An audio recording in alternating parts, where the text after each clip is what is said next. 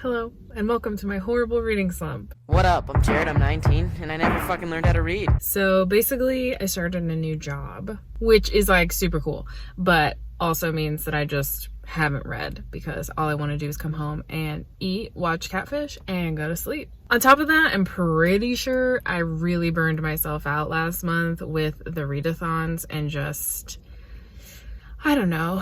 I don't really know what was going on with me right now in reading, but I just don't want to read. I'm just hoping that this reading vlog is going to motivate me to finally finish a book, even if it's just one book. I just want to finish a book.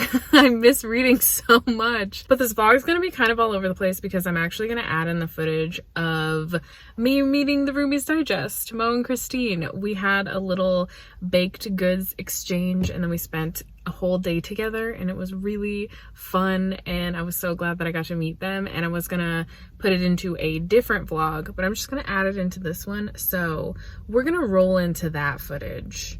And then hopefully when that's done, I will have started, I've started a few books. I'll have an update about a book, maybe. Also, yes, I only do makeup from here up because I always wear a mask. So it's makeup from here up. Hi, so tomorrow's a really exciting day. I'm doing a baked good exchange with Christine and Mo from the Roomies Digest. I'm so excited. I'm just really excited to hang out with them. I think we're gonna go on a little adventure, which you'll see tomorrow. I'm gonna try to vlog, but I'm not very good at vlogging around people.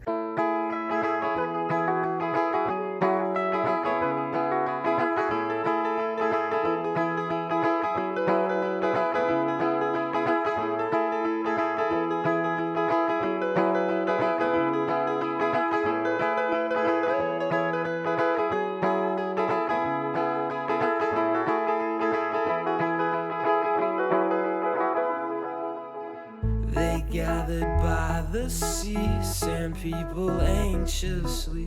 Not once did speak to me. When tides came, did not flee.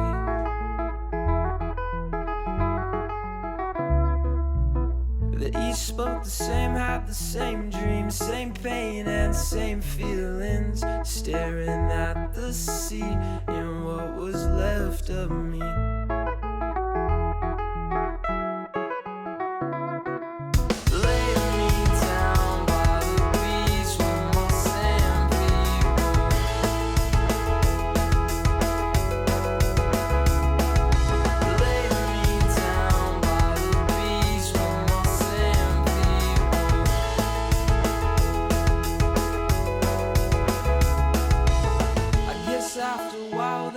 Found out, they tried to shout, but when in doubt, the facade of the sea staring back at me.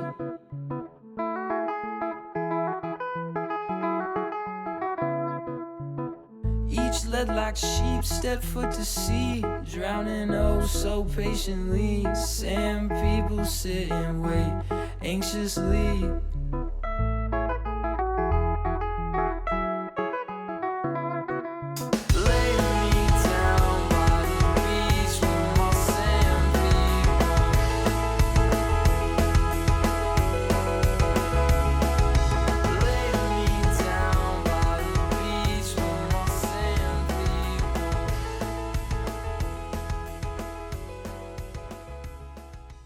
Hello friends, so I'm actually back from work now and I have been thinking what I want to read for the month of October because I have some books that I'm in the middle of, but I'm really not in the mood to read them, hence why I'm in the middle of them and I haven't finished them. So I decided that I wanted to pick up a series that I've been meaning to pick up for years. I was gifted the first 3 books in this series 3 or 4 years ago, and I've been meaning to get to them ever since I was gifted them, but you know how that goes. And that is the Diviner series. I hate these covers. I genuinely hate them, just the covers themselves, but I also hate that they're different sizes and a different font. Anyway, I don't know that much about this series, but I am gonna start the Diviners tonight, and then I'll probably update you around the halfway point and tell you what this is about and how I'm feeling.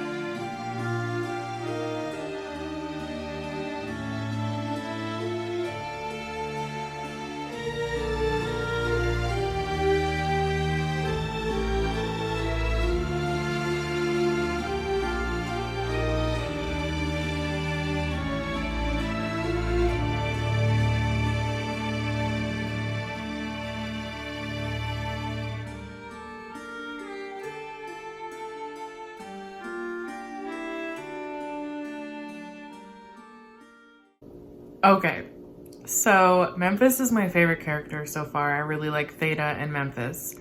And Memphis has a possible love interest. Obsessed. Obsessed with it. I'm obsessed with it! Hello, why did I choose this moment to film this clip? I don't really know because I have to go to work in like 10 minutes. So, I am halfway through The Diviners now. I'm loving it. I'm really, really into it. And even though the main character, Evie, really annoys me, she absolutely annoys me, I am so invested in so many of these side characters, like especially Memphis and Theta. I love them so much. I love them so much. I really like that their storylines are starting to intertwine, and I absolutely love the tone of this book and the creepiness of this book. Like, there are religious culty elements in here that freak me the hell out. In another vlog where I read Year of the Witching, I think it was like last year, I did a 24-hour readathon or something.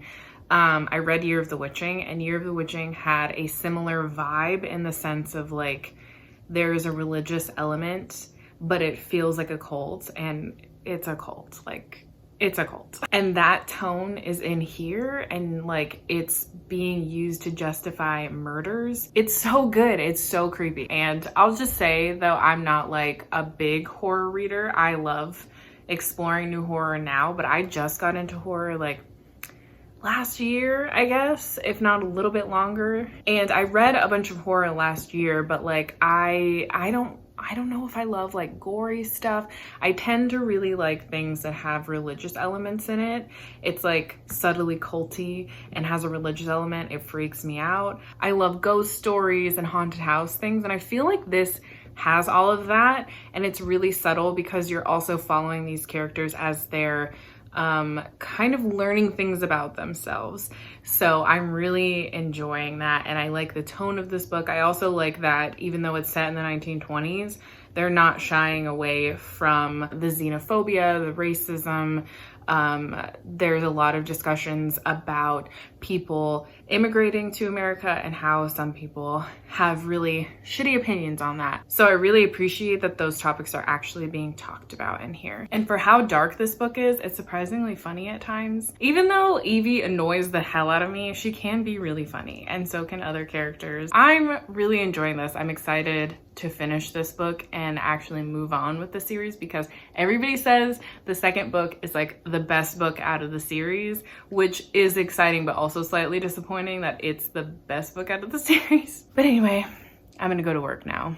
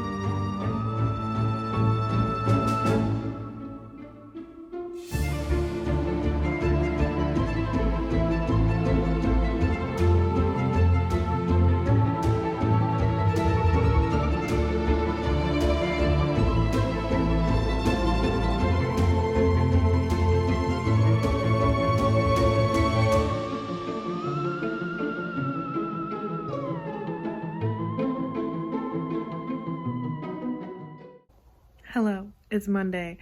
I'm using my phone so I can't see what the date is, but it's Monday, like the middle of October. I am only 100 pages from finishing this, baby. I need to finish it, and I need to move on with the series because I really wanted to read this whole series for October, plus like a million other books, and I just have not been reading. So I'm gonna try to finish this right now. I have a few hours before I go to work. I'm gonna try to finish it. It's happening. Do not doubt I love the sun, but it's hurting my skin. I just hope this fever don't find its way within. Am I bad to want a friend in this time alone? Just to make my problems end, or am I selfish again? It's a mess. All the thoughts inside, please clean this. I finished it. I finally finished The Dividers. I feel like I've been reading this for a while and I actually loved it. I'm gonna give it 4 stars, and a big part of that is because I don't love Evie. And I don't actually really like Jericho either, which is fine because he's not the biggest character in here. Like, you get to know a little bit of his backstory, and I'm sure you're gonna get more in other books, but he's not like a main POV. You don't get a ton from him, so it didn't bother me as much. But Evie is your main character. You're getting the most from Evie, and like there are moments when she's really cool and you're like, oh yeah, I like Evie, and then she does something really stupid, and I have to remind myself that she is a teenager. And she is also a teenager who loves attention. Since we're talking about characters, I guess I'll start with the characters. I actually liked most, if not all, of these characters aside from Jericho and Evie. I loved Theta. I loved Henry. I loved Memphis. I am obsessed with Memphis and Sam.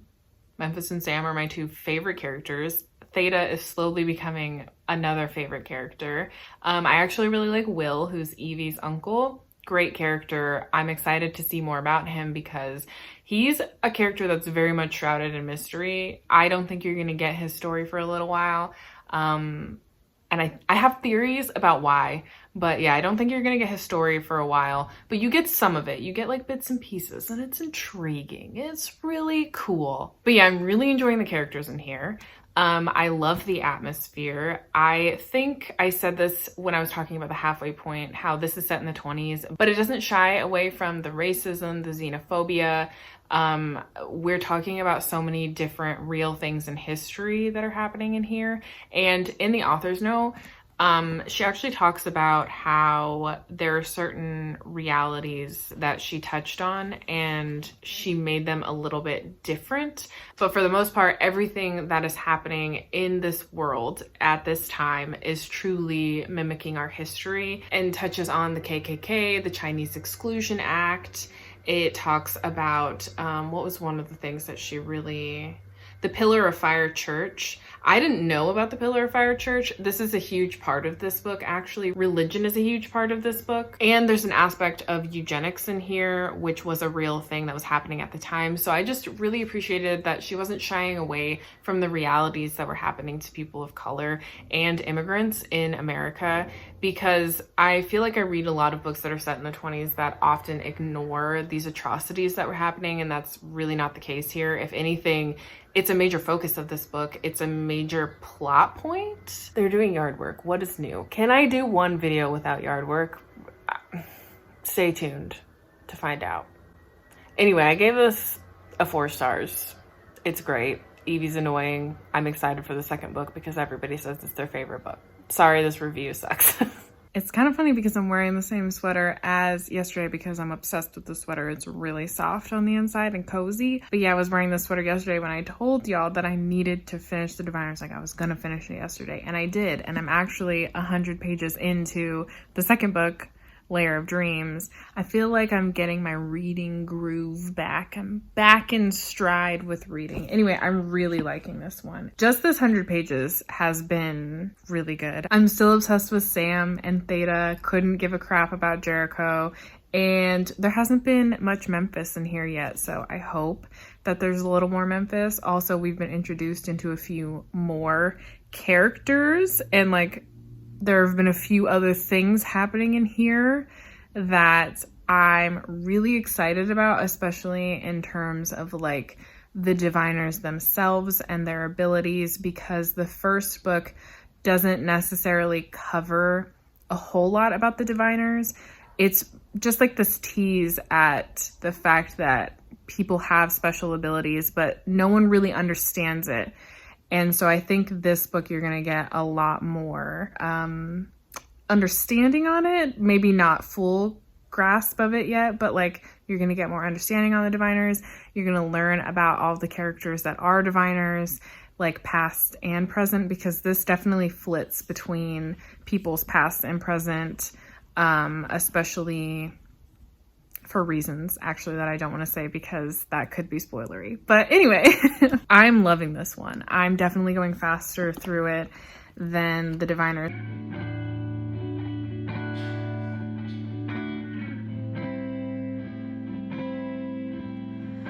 Take care of me, but fair warning, I take more than I give normally.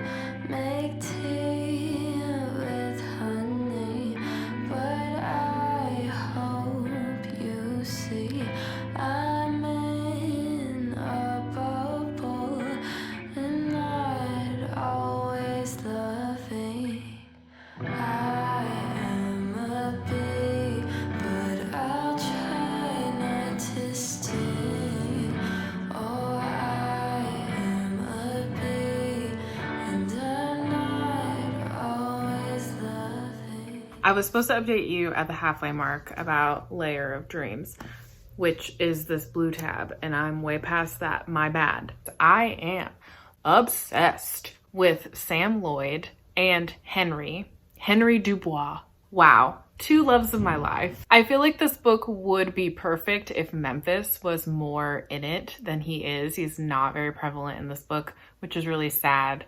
But I also get that, like, you can't make the second book the most perfect book, right? And it would be perfect if Memphis was more prevalent in here. Less Evie, more Memphis. But it's kind of funny because Evie she's probably my least favorite character in this book. And again, that's not saying much because she has moments where I really like her. And I actually like most of all of these characters pretty well, except for Jericho. His existence is a real stumper for me. I don't get Jericho's character. He is a wet blanket. I just really do not like his character. I'm really curious how his character is going to play out in the rest of the series. If he's even in the rest of the series, because I haven't finished this, so I don't know how that's going to go. But what I was trying to say is that Evie has a romance that's unfolding in here, and given that Evie is not my favorite character in this series next to Jericho, even though Evie's obviously a better character than Jericho, and she has moments where I really like her, I'm really invested in her romance. I'm just so invested in it. I'm really rooting for it. And, you know, that's saying a lot because I don't get super invested in romances unless I enjoy or like or am like rooting for these characters in some way. And despite Evie being frustrating, I do root for her because I can see hints at her having some pretty good growth or interesting growth at the very least. And even if I'm still not like in love with her by the end of the series, I do think I can appreciate her storyline. But that being said, more than halfway through this book, it's my favorite one out of the two that I've read so far. And it has such an interesting premise. I'm gonna give like a bare synopsis, I guess, of what's happening in here without giving really anything away. There's a sleeping sickness that's happening throughout New York City, which just is basically what it sounds like. People are falling asleep and they're unable to wake up, but they're still alive.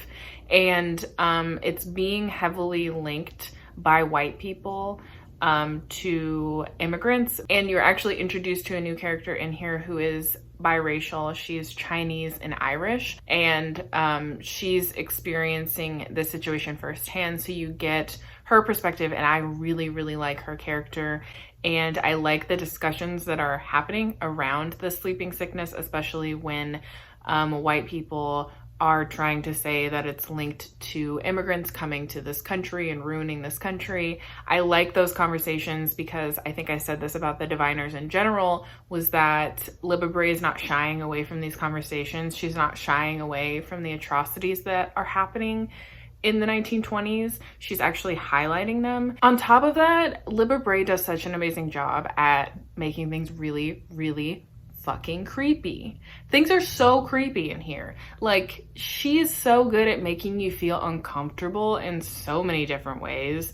In the last book, it had a lot to do with religion and like cult vibes, just had cult vibes. And in this one, I can't even explain it. There's just like really disturbing imagery that happens. Anyway, I'm gonna go try to finish this today, and then I'll give you my final thoughts probably tomorrow. I'm so excited. I finished it, and I can tell you right now, I am super invested in this series, which is great because I'm now like reading faster and wanting to pick up these books because this morning I read 150 pages of the third book, Before the Devil Breaks You, which, speaking of, I guess I had it mixed up. I think I said that a lot of people say that this is their favorite book in the series, but it's actually Before the Devil Breaks You. And the reason I had it mixed up is because I actually thought that this was the second book for a while. I almost started this one as the second book when I was moving into the second book because I had these two mixed up. So in reality, people's favorite book is Before the Devil Breaks You. And if anything, besides the last one, this one seems to be the one that people thought was a little too long. And now that I finished it, I definitely agree. Even though I had a great time reading this book, I do feel like the last 200 pages were like really drawn out. And that's especially because the middle part of this book didn't have a lot happening. So to add an extra 200 pages on where only in the last like 100 pages a lot of stuff starts to happen and it gets twisty and turny, it does feel like for this to be 560 pages was not necessary. I'm still giving this a 4 stars because I love Henry. I really, really love Henry. He is such a sweet, supportive friend, and he's just a really great person. I don't know, he's one of those characters that like I want him to be my best friend. He's just one of those characters that like those are the qualities that you're looking for in a best friend. And actually I feel like Henry in a lot of ways reminds me of my best friend. So it made me happy to read a story that reminded me so much of how my best friend is. I love Theta and Henry. I loved Ling and Henry. I love Ling so much. She was such a great addition to this cast of characters, especially because I don't really like Jericho. At the end of this, I don't like Jericho. Reading this right now, still don't like Jericho. Overall, I really do think that this was a great follow-up to the Diviners, but I think overall this was just a little too long-winded for what it was. And actually, so Before the Devil Breaks You, the third book, I obviously can't tell you too much about it, but I can say that I think that this is going to be the book where we get a lot of answers that you've definitely been looking for within this series, and I'm really, really excited. I'm 154 pages in, and you already got kind of an answer to something that I was curious about, but it's not like, obviously it needs to be explored more. But I do think that this will be a really interesting turn within this storyline. Also, there's an asylum setting in here, and usually asylum settings are really freaky to me because asylum settings, again, go hand in hand with religion a lot of times. I don't know if you've ever seen American Horror Story, the asylum season. No thanks. No thank you. I'm also interested to see, because there's an asylum setting in here as well, if Libba Bray is gonna have like some discussions on mental health and mental health in history, you know, like how it's not been handled well. I also have some theories about a few characters in here that I will be upset if I'm right about my theories, but it just seems like that's how things are going. And so far, a lot of my predictions in this book have been accurate. So there is one character though, surprisingly not Jericho, that I just like, I need people to like realize some things about this character, because I have been screaming at the audiobook about this character and how frustrating this person is. So hopefully I can read more of this today, but I'm not 100% sure because I'm gonna go see Dune tonight. I'm seeing it with Christine and Mo. So I don't think I'm gonna be able to read much because I am headed to work in a few minutes. Hello, it's me. I just got home from work. Yes, I am the person who comes home from work and immediately changes into sweatpants and a big comfy t-shirt, and I ran up the stairs so I can't breathe. Anyways, I wanted to update because I was listening to the audiobook for The Devil May Break You on my way home, and there's a scene that just made my heart really happy because one of our characters is basically talking about how they're asexual, but obviously this is the 1920s, so there is no, I guess, like, identity that anybody would use at this point in time. So she's just talking about her feelings of being asexual and like how people often find it weird, and the person who she's talking to responds in such a respectful way. Even though she doesn't fully understand, she responds in such a respectful way that it really made my heart happy. And I am so excited that there's ace representation in here that's explained in a way that's not, I'm broken and everyone thinks I'm broken, because the character who's talking about being asexual doesn't think of herself as being broken. She just is talking about how people in society don't understand because sex sells. And so she's kind of talking about how sex sells and how everybody assumes that that's what people want, and that's not really what she wants. And I just loved that scene, so I needed to share.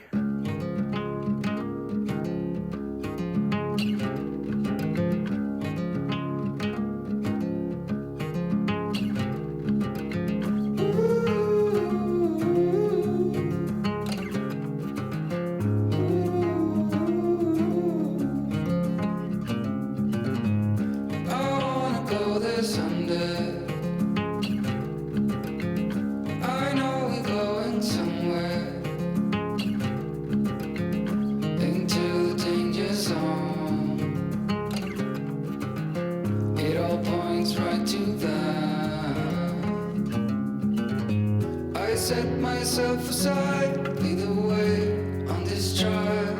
If you don't know the way, we can stop and make a change. I know we walk for days, losing hope, fading love. This night will be okay, waking up to another day. I'm sorry, Libba Bray. She's really out here giving you kind of what you want for 2 seconds, and then it's like, no, just joking. I'm just joking. That's not what's happening. I'm sorry, I did not see my cat, and she's snuggled.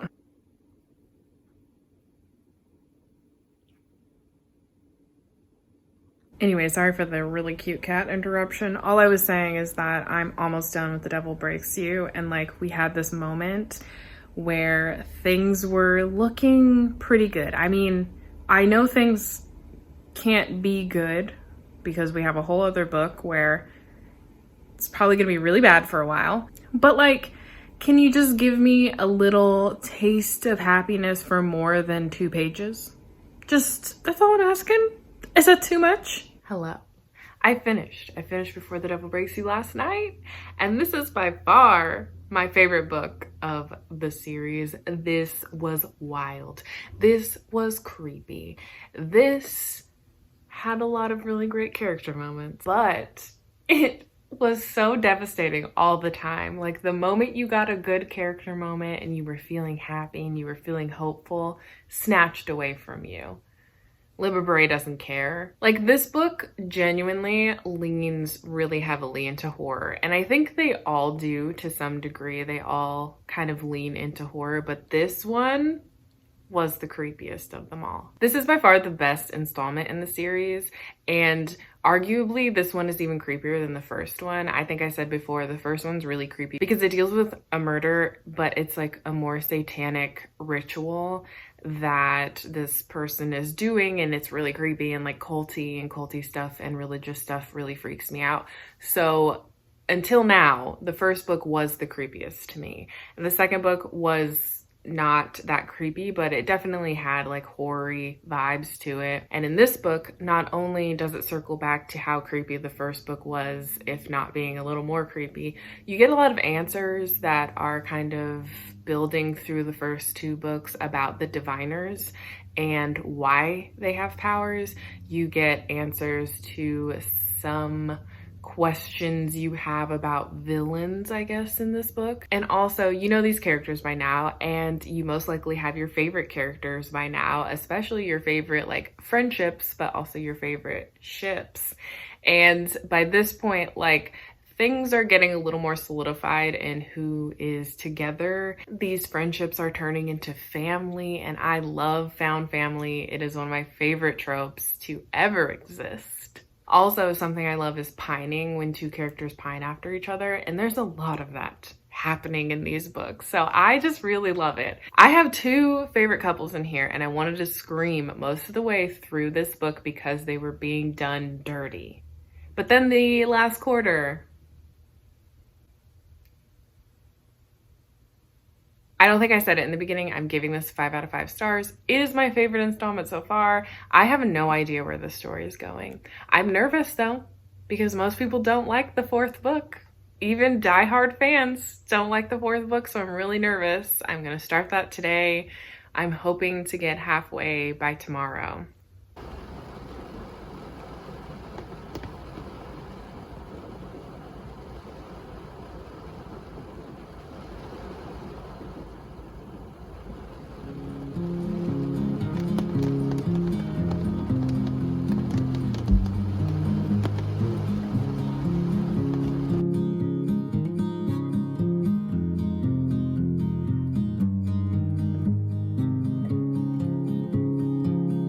A significant light, just where it was needed, gleaming black as night, cloistered in injustice, dead in the eye of time. Nobody is losing,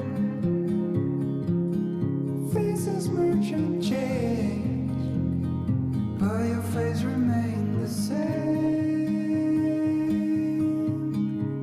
The swallows will be here by dawn. When we're finally sober, they'll be gone. The trees will bloom and ice will melt. We'll always remember how it felt.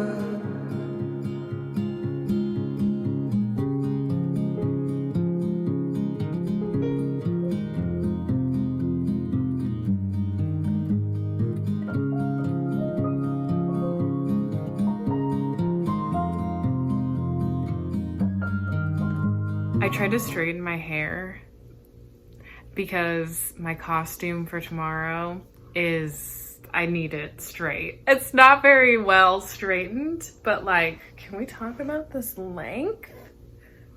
Hello? Anyway, I'm updating you because I am more than halfway. I meant to update you at the halfway point, but I have been working on my costume.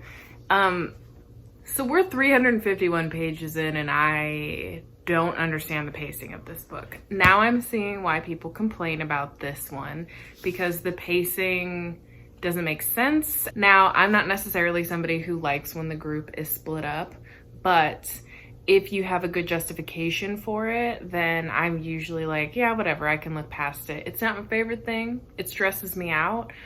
But this, I just can't Like, I'm having a hard time remembering why they got split up, except they were running from a situation. The whole group split up. They're on the road, and it's just a lot of nothing. It's a lot of nothing, to be honest. Like, this last chapter that I just read, they're finally getting an answer of where they probably need to go. And so they're all just headed there based off the assumption that the person who told them that they need to go to this place isn't lying or isn't an illusion. I would say more, but that would give away a lot. Anyway, I don't know. I feel like Libba Bray has to do a lot in these pages for me to feel like this was a good ending, because it's just so weirdly paced. I couldn't tell you what happened in the last 350 pages. Like, there are some things that have made me really emotional and I like those aspects, and then it's just a lot of filler, it feels like.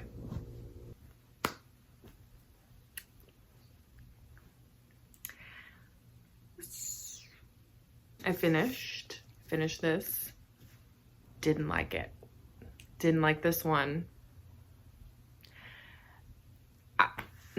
I don't even know what to say about this. I really don't. All I can say is I don't like it, and I feel like Libba Bray did us dirty. Like, what happened in this book? I don't even, like, the funny thing about it is the first 3 books are so vivid in my memory, and I can't tell you half of what happened in this book because I checked out. By the time we hit 300 pages in this like almost 600 page book, I was like, okay, I'm ready for it to be done now. I wanted to be done with this book so bad. But at the same time, I didn't even want to pick it up. So, conundrum. Yeah, I'm just really sad. I mean, I knew it was coming because I had seen the reviews that a lot of people didn't like this one as much as the other 3. But how do you have the 3rd book, which is a banger of a book, and then write this womp womp of a book? Like, what happened here? I can't even explain it. I can't even tell you. Like, obviously, this book was leading up to a huge conflict. It's pretty obvious from the beginning. Usually a series, like a fantastical series,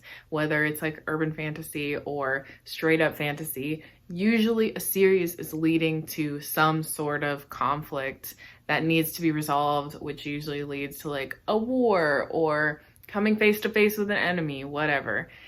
Obviously, that's what the series was leading to. That conflict conclusion, I did not just spend an entire month reading this series for this conclusion. I didn't. Actually, I did. I really did. I spent an entire month reading this series for this conclusion. I don't have anything to say about it. I hated it. I hated it so much. There was so many plots of convenience in here.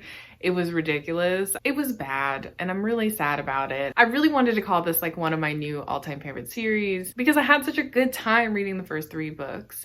And then this happened, and it's like one of those situations where if I ever reread the series, I don't know that I would read the last one. Oh my god, it's a Raven Boys situation. I love the Raven Boys. I love the first 3 so much.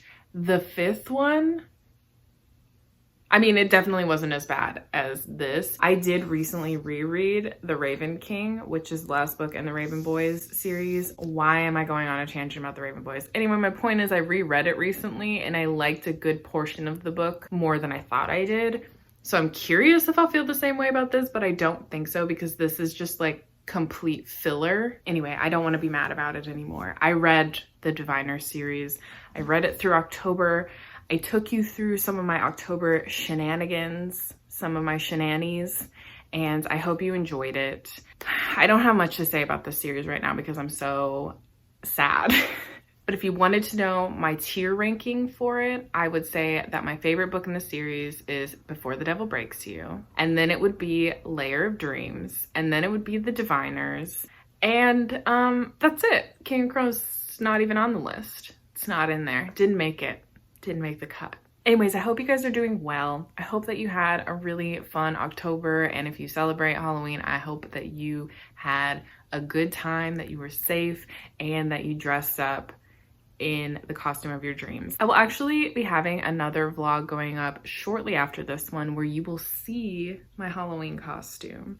I'm really excited about it. Well, let me know if you've read this series and how you felt about the ending. If you are going to put spoilers, just make sure to say that there are spoilers in your comments. Also, let me know what you read for October, and I will talk to you guys next time. Bye!